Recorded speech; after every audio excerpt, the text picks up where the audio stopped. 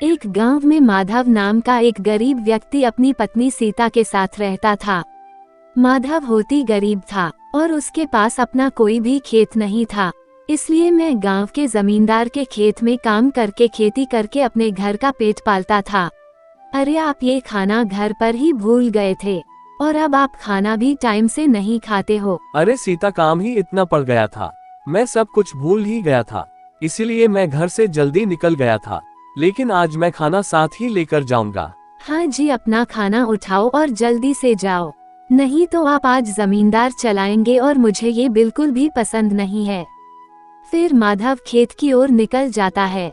माधव कड़ी धूप में परिश्रम कर रहा था। अगर मैं जरा भी परिश्रम करता तो जमींदार उसके आगे पैसे काट लेता था, इसलिए मैं बिना रुके लगातार काम करता रहता था। वैसे भी माधव को काम करते करते पूरे 4 घंटे हो गए थे। आप मुझे काम करते बहुत ज्यादा समय हो गया है और आप मुझे बहुत जोर की भूख भी लगी है। अब मैं खाना खा लेता हूँ और आराम बिल्कुल भी नहीं करूँगा। अगर जमींदार जी ने आराम करते देख लिया तो आधे दिन के पैसे काट लेंगे।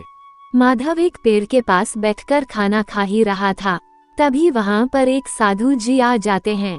बेटा, मुझ पर थोड़ी दया करो, ये खाना मुझको खाने को दे दो, क्योंकि आज 3 दिन हो गए हैं और मैं अन्य का एक दाना भी नहीं खाया है और आप मुझसे वह बिल्कुल भी बर्दाश्त नहीं हो रही है, और अगर अब मैंने कुछ नहीं कहा तो मेरी यही मृत्यु हो जाएगी। साधु जी की ऐसी बात सुनकर राघव मन में सोचता है, मेरे पास तो सिर्फ इतना ही खाना है और ये तो मैं अपने लिए लाया था, और अगर मैंने यह नहीं खाया तो मुझे ठीक से काम भी नहीं होगा। लेकिन इन साधु जी ने तो कई दिनों से खाना नहीं खाया है। मैं तो जैसे तैसे भूख बर्दाश्त भी कर लूंगा, लेकिन ये तो बहुत भूखे हैं। एक काम करता हूँ, ये खाना साधु की कोई दे देता हूँ। हाँ क्यों नहीं साधु जी, ये लो रोटी सब्जी और अपने पेट की भूख को शांत कर लो। लेकिन बेटा, तुम्हारे पास तो इतना ही खाना है और अगर मैं तुम्हारा ये खाना खा गया तो तुम क्या खाओगे? इसलिए मैं तुम्हारा खाना नहीं खा सकता, मैं कहीं और खाना ढूंढ लूंगा। अरे नहीं नहीं साधु जी, मेरा घर यही पास में है, मैं थोड़ी देर से घर जाकर खा लूंगा। वैसे भी आपको मुझसे ज्यादा भूख लगी, आपने पिछले 4 दिन से कुछ नहीं खाया है, आप आराम से खाना खा लीजिए। फिर क्या साधु जी माधव से खाना लेकर खाने लगते हैं। बेटा, तुमने मुझे खाना देकर बहुत बड़ा उपकार किया है और अब मुझे समझ में नहीं आ रहा है मैं किस तरह तुम्हारा उपकार करूं। देखो साधु जी, मुझे आपकी कोई सहायता नहीं चाहिए।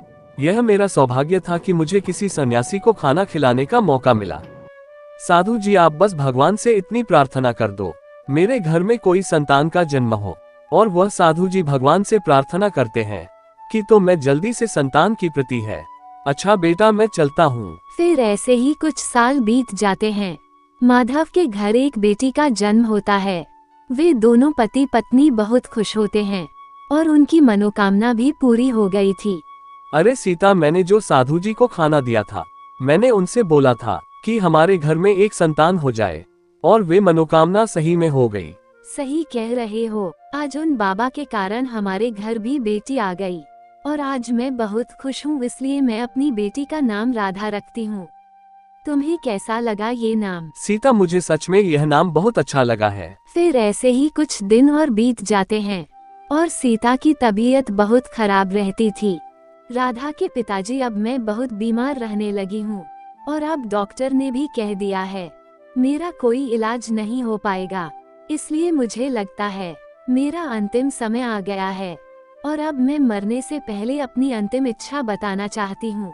अरे ये तुम कैसी बातें कर रही हो, और तुम्हें कुछ नहीं होगा, भगवान ना करे ऐसा कुछ हो। मैं तो चाहता हूँ तुम्हारी उम्र 100 साल और हो। सेकंड होने को कौन डाल सकता है, जो होने को है वह तो होगा ही। चलो तुम मुझे बता दो, तुम्हारी आखिरी इच्छा क्या है? मेरी आपसे इच्छा यही है कि मेरे न होने पर आप बेटी का कोई तकलीफ नहीं होने देना और इससे कुछ चीज की कमी नहीं होने देना। सीता, तुमने मेरा बहुत साथ दिया है, हर दुख में मेरा साथ दिया है, और आज तुम मुझे छोड़कर जा रही हो। मुझे बहुत दुख हो रहा है, मुझे बहुत दुख हो रहा है, और मैं तुम्हारी सारी बातों को अच्छे से मानूंगा। इतना कहते कहते उसकी मृत्यु हो जाती है। उसकी मृत्यु हो जाने के बाद मादा बहुत ही ज्यादा दुखी रहने लगा था। फिर भी अपनी बेटी का पालन पोषण करने के लिए दूसरों के खेतों में काम करता था। फिर ऐसे ही 20 साल बीत जाते हैं और अब राधा प्यो 20 साल की हो चुकी थी, तो माधव को राधा की शादी की चिंता होने लगती है। बेटी अब तुम बहुत बड़ी हो गई हो, मुझे तुम्हारी शादी की चिंता सता रही है। मैं कोई अच्छा सा लड़का देखा तुम्हारी शादी कर दूंगा। मैं तुम्हारी शादी तो बड़ी धूमधाम से करना चाहता था, लेकिन मेरे पास इतने पैसे नहीं है। पिताजी, आप मेरी शादी की चिंता क्यों कर रहे हो? अरे हम दोनों लोग सारी कठिनाइयों का मिलकर सामना करेंगे और आराम से रहेंगे। पिताजी, मुझे उससे कोई लेना देना नहीं है। मुझे तो बस इतना पता है कि आप मेरे पिता हैं। आपने मुझे बचपन से पाला है और मेरी कभी आंखों में आंसू भी नहीं आने दिया। मैं बहुत खुश हूँ आपके जैसा पिता पाकर। बेटी, तुम मेरे लिए बोझ नहीं हो, लेकिन ये परंपरा होती है कि हर जवान लड़की की शादी हो और अपना घर बसाए। फिर कुछ दिनों बाद माधव अपनी बेटी की शादी विष्णु नाम के व्यक्ति से कर देता है, जो एक गरीब किसान था। उसके पास 4 बीघा खेती थी। उसके घर में केवल उसकी माँ रहती थी। अरे बाबू, तूने खाना बना लिया क्या? अगर तूने खाना बना लिया है तो झाड़ू पोछा लगा दे। हाँ माँ जी, मैंने खाना बना लिया है और अभी कुछ देरी तो हुई है जब मैं झाड़ू लगाई थी, और अभी कोई गंदगी भी नहीं हुई है, सिर्फ बर्तन धोने के लिए रह गए हैं, वो अभी धो लेती हूँ। राधा का पति विष्णु बहुत ही अच्छा स्वभाव का था, लेकिन राधा की सास बहुत ही अत्याचारी थी। उसे पता होता था कि पूरा काम हो गया है, तभी वह राधा को जोर से चिल्लाती और उसे काम के लिए बार बार बुलाती थी। और जब विष्णु का खेत पर निकल जाता था, तुम्हें राधा को चैन से बैठना ही नहीं देती थी। लेकिन फिर भी रात आई है, चुपचाप से ऐसी रहती है और किसी से कुछ नहीं कहती थी। राधा के साथ का चिल्लाना मानो दैनिक दिनचर्या हो गया। वे राधा पर बिना गुस्सा करे खाना ही नहीं खाती थी। अरे अब तो इतनी कामचोर और आलसी हो गई है, अब तो तुझे केवल आराम करना ही दिखाई देता है। घर में कुछ ही काम है, वह भी तू ढंग से नहीं कर पा रही है। अगर मुझे शादी से पहले पता होता कि तू इतनी कामचोर है, तो मैं अपने बेटे की शादी तुझे करती नहीं। माँ जी, आप मुझ पर इतना क्यों चिल्ला रही हो? आखिर मैंने कब आराम किया और मैंने कब काम नहीं किया? मैंने सुबह से एक पल भी आराम नहीं किया है। वे राधा पर चिल्ला ही रही होती है, तभी वहाँ विष्णु आ जाता है। माँ, क्या हुआ? तुम सुबह सुबह से इतना क्यों चिल्ला रही हो? यह मुझे क्या पूछ रही हो? अपनी प्यारी पत्नी राधा से पूछो। सुबह से आराम कर रही है, इस काम ही नहीं होता, ये बहुत ही कामचोर है। राधा, यह मैं क्या सुन रहा हूँ? तुम दिन भर आराम करती हो, इधर उधर घूमती हो। मैं कहीं नहीं जाती हूँ, सुबह से उठती हूँ और कामों में लग जाती हूँ और शाम तक काम खत्म ही नहीं होते हैं। फिर भी माँ कहती रहती हैं कि मैं कुछ काम ही नहीं करती। विश्व में जानता था राधा बहुत काम करती है, लेकिन फिर भी उसकी माँ उसे पर बिना फालतू चिल्लाती रहती है। लेकिन बेचारा विष्णु कुछ नहीं का पता है। अपनी माँ के सामने वह लाचार था, फिर भी वे राधा पर चिल्लाता है। अगर तुमने घर का काम नहीं किया तो मैं तुम्हें घर से निकाल दूंगा। जो मेरे लिए खाना लगाओ। राधा, मुझे माफ करना, मैं तुम पर बेवजह चिल्लाया, लेकिन उसे समय मैं भी फंस गया था। अरे जी, आप माफी क्यों मांग रहे हो? ये तो आपका कर्तव्य था।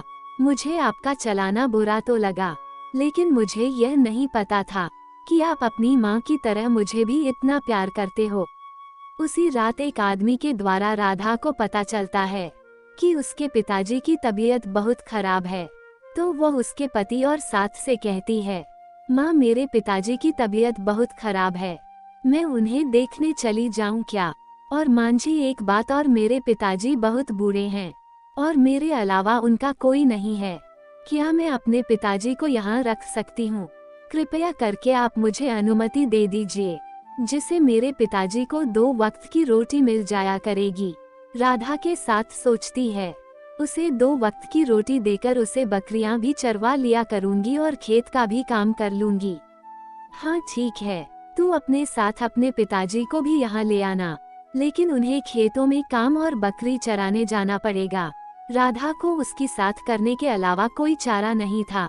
राधा उसके पिता को लाने घर चली जाती है। पिताजी, अब आपकी तबीयत कैसी है? मुझे पता चला कि तबीयत बहुत खराब है, इसलिए मैं तुरंत आपके पास चली आई। बेटी अब तो मेरी तबीयत ठीक है और तू तो ठीक है। हाँ पिताजी, मैं बिल्कुल ठीक हूँ। आपसे एक बात कहनी थी। मैं पिताजी से किस मुंह से कहूँ कि मैं अपने साथ ले जाना चाहती हूँ, लेकिन उन्होंने वहाँ नौकरी की तरह काम करना पड़ेगा।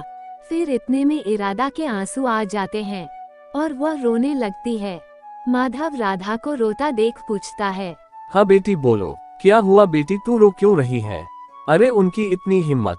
पर राधा उन्हें सब सच सच बता देती है। ये सब बातें सुनकर माधव को बहुत गुस्सा आ जाता है। अभी चलो तुम्हारे घर। फिर वह तुरंत राधा के ससुराल चला जाता है।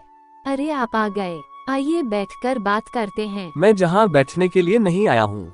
सबसे पहले ये बताइए, आप कितनी हिम्मत कैसे हुई मेरी बेटी पर अत्याचार करने की? आप ये बात कैसे भूल गए, मेरी बेटियां शादी करके लिए नौकर बनकर नहीं। मैं आपकी शिकायत पंचायत में करूंगा और आपको जेल भिजवाने की मांग करूंगा।